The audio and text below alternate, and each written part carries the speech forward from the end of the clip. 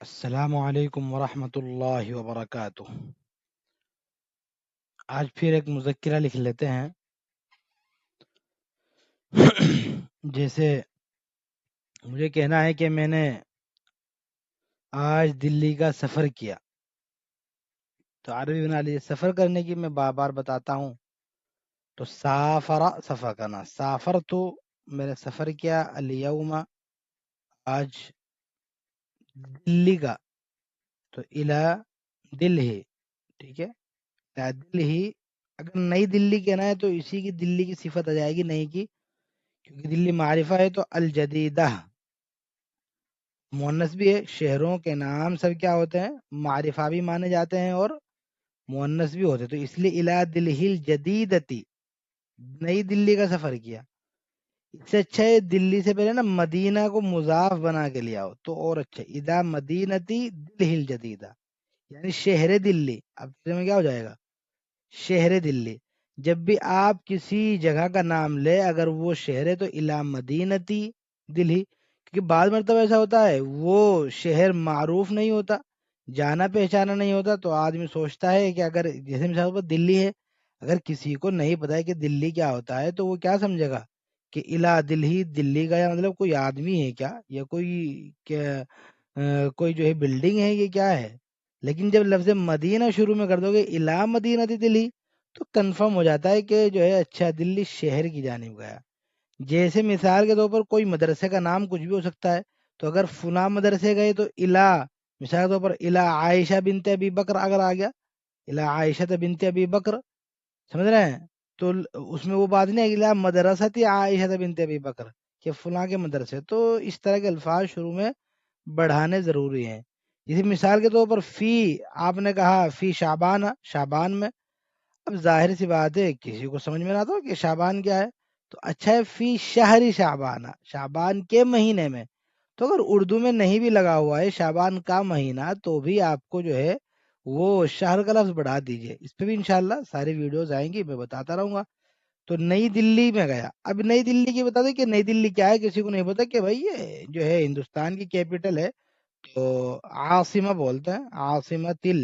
اب ظاہر سی بات ہے دلی پر عطف ہو رہا ہے، بلکہ مدینہ پہ عطف ہو رہا ہے کہ جو ہے وہ شہر کیا ہے وہ، تو اس پر زیر ہے، تو یہاں پر عاصمتی، یہاں پر بھی زیر ہی آئے گا۔ یہ ہو گیا، بدل ہو گیا ہمارا، یہ سمجھ رہے ہیں؟ اس کو کیا بولتے ہیں عربی میں؟ بدل بولتے ہیں۔ تو بدل کا بھی اعراب صفت ہی کی طرح ہوتا ہے،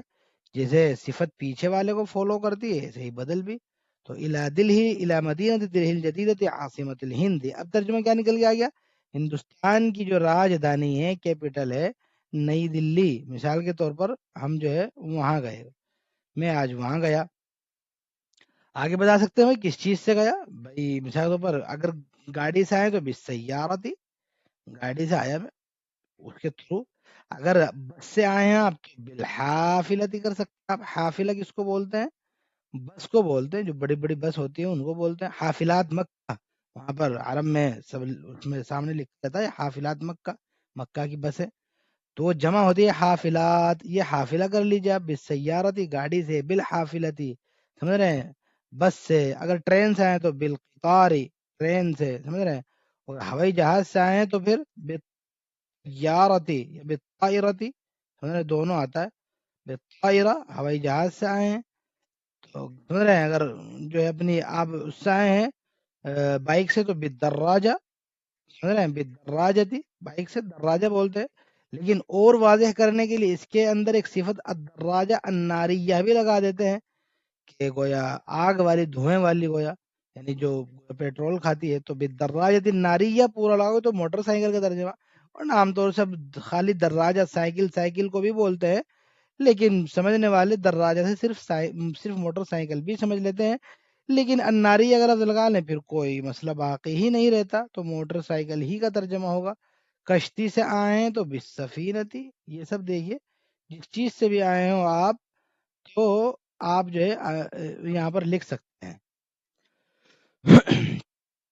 آگے اسی جملے کو لمبا کر سکتے ہیں، کہ میں کیوں آیا، کس مقصد کے لیے آیا؟ تو مجھے بتانا ہے کہ بھئی کچھ کتابیں خریدنے کے لیے آیا تھا،